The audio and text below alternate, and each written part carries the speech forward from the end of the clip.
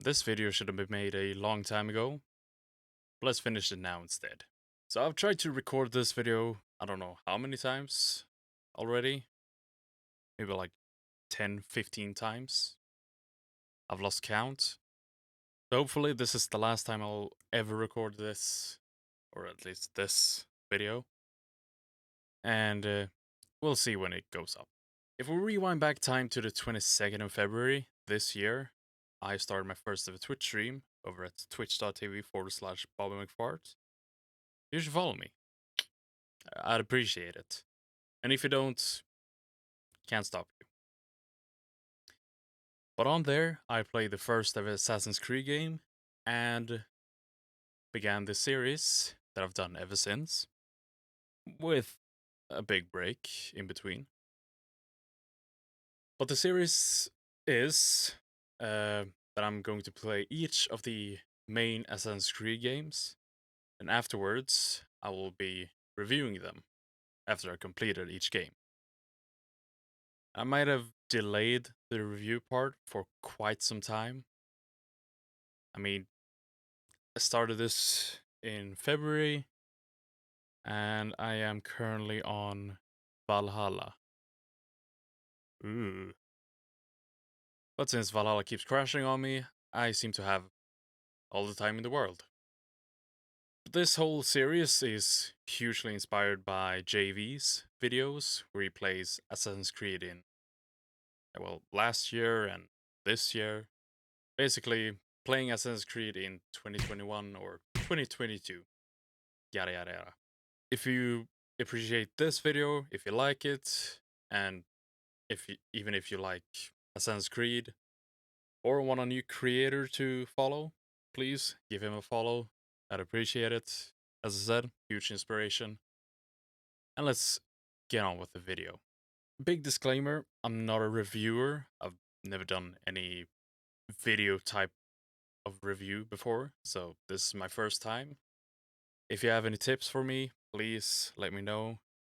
And if there's anything you kind of miss from this video or from this review, then please comment down below so I will take that into consideration for the next. And yeah, as I said, not a reviewer. For simplicity's sake, I will put different aspects of the game into categories, and they consist of story, environment, and gameplay. I was considering putting graphics in, but I don't think graphics really matter that much, so I won't be talking about it really. Let's start with story. The story to me is great. The only complaint I could even like stretch for is that it might seem a bit cliche towards the end, but that's something someone else might not feel like. I'm just saying that you could feel like it's a bit cliche, but overall the story is great. The characters, the overall look of the story as a whole is great. I could even say amazing, really. You're playing as Desmond Miles, who has been kidnapped by Abstergo, and you're forced into the Animus to find and locate an ancient artifact called the Apple of Eden. And the way you go about it is to relive the memories of your ancestor, Altair ibn Lahad. The memory you're trying to force your synchronization with at the beginning of the game is not really stable. The data stream is not stable enough to pursue because essentially Desmond is not confident enough in becoming Altair just in the beginning. So they need to ease in to the whole Altair lifestyle, you could say, by going from an earlier memory and work your way through. And in Altair's earlier life, he was quite arrogant, kind of bratty, did as he pleased, and did not really see eye to eye to his peers, often looking down upon them and being kind of a dick, really. This, combined with his disapproval of the rules, or well, unwanted desire to follow them, you could say. He gets a lot of people hurt and a lot of people killed. So, he is ultimately punished and stripped of his rank and title. And in order to regain his rank and title, he has been given a list of 9 names that he has to eliminate. It is during the hunt for the 9 that we can see Altair grow as a person and also learn from his mistakes and try to make amends for those he has hurt and right his wrongs, and actually becoming a more respected member of the Assassin Order. And I'm not gonna say anything else about the story, but if you want to know how it goes, then you can play the game for yourself or check my VODs. I'll link them down below. Environment. For me, the environment feels quite alive, actually. Uh, the place and time works beautifully with the story.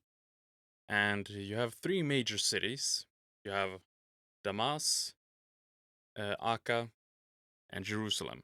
Damas being the city with the warmest color temperature, and the Islamic culture and religion being the most present there. In citizens, enemies, and architecture. And then you have the complete opposite with Akka, or Acre, where the color temperature is very cool, as in cold, and Christianity being the most present there. You can see it in the citizens, the enemies, and the architecture. And at last we have Jerusalem, which sort of feels like a blend between the two. So there are certain aspects of both religions in there. It's not as warm as Damas, and it's not as cold as Akka. So it's a nice blend. Some people, I think, has said that it feels like it's copy and pasted with different color temperatures, but I don't really get that feeling. I actually feel like they're very different cities, and as I said, not only in the people that walk around the streets, in actually the architecture and enemies. So you actually get a feeling of, oh wait, this is a new place, and I personally didn't get the feeling of repetitiveness during like missions and stuff like that. I actually felt like, okay, I'm in a new place now.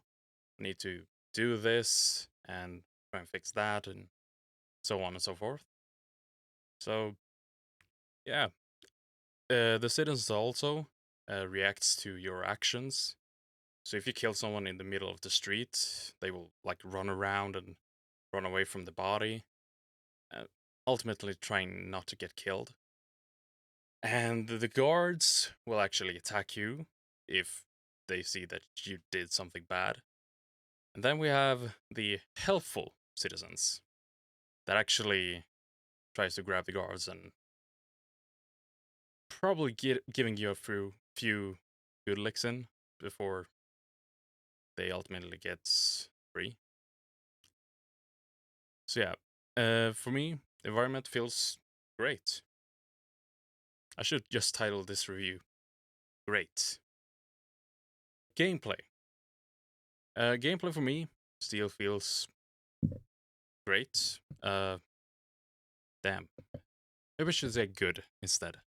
Not use great as much. You have nice combat, good parkour, and a very interesting system for the stealth. The whole blending system. I I don't know if there's any game that did it before, but for a game in 2007 coming up with this particular idea of stealth, I'd say it's pretty good. Let's take combat first. In combat, you have your sword, or your dagger. The sword being the most balanced. It's not super fast, but it has longer reach. And yeah, you can knock people over and a lot of that shit. So it's, as I said, it's a very balanced weapon. Then you have your dagger, which is shorter, but it's faster. And you're able to throw throwing knives with it, so it might be OP. The killing animations is quite cool with it. So I don't remember which weapon I used the most, but I feel like I enjoyed the dagger the most. I gotta check my own VOD. Shit. Parkour. If you have played any of the Assassin's Creed games before, or well, before the RPG era, then you probably feel quite familiar with this whole system. I know there are games that do it better than this, but overall, nothing to complain about really. Besides the fact that some haystacks don't really work, but that's a bug on my end. It might be different for you. And then we have stealth. The stealth mechanic is called blending, which you can ultimately just grab your hands together and look down, and you're invisible. But no, you can blend in with praying groups such as monks that roam around in the cities, and nobody seems to bat an eye at this heavily armed monk just walking around that just killed 5 people on his way to that small group. But hey, that's none of my business. You can also blend in by sitting on benches between people that are like 3 feet apart. I don't know how far. But there's always one spot for you. You can feel wanted. Or you could hide in tight little hiding spots on roofs. That just happens to be everywhere in the cities. And nobody seems to look inside. So they just keep running past. And then we have the most famous one, hiding in haystacks. And as I said, sometimes they don't work to fall into safely, but they work beautifully by jumping inside. Safely and sound. All these different mechanics gives the game a bit of life. You can sort of play it however you want. You can either like be very stealthful and blend in with the crowd, parkouring around, just taking out your one target. Or you could take out enemies one by one by using your throwing knives or your hidden blade, and then ultimately working your way towards the target. Or lastly, you could basically just go berserk and try and take everyone on. The choice is yours. And since this is my first review, Assassin's Creed gets the #1 spot in our ranking list. I will update this list after each review. So, but as the first review, it gets the #1 spot. Assassin's Creed is a great game. There, I said it again. Fuck. But yeah, it's a great game. It's definitely worth playing, even in today's or this year or next year even. The majority of people, I think, will actually enjoy it. And if you haven't already, then please check it out for yourself or check out my VOD. But yeah, I think that's about it. So, as I said, I'm not a reviewer. If you have any pointers, any tips, any criticism, please put it down in the comments down below. And I'll read it and hopefully take your ideas into consideration for the next. But yeah, as always, be safe, wash your hands, and have a wonderful day, evening, or night. Bye bye, Bobbin out.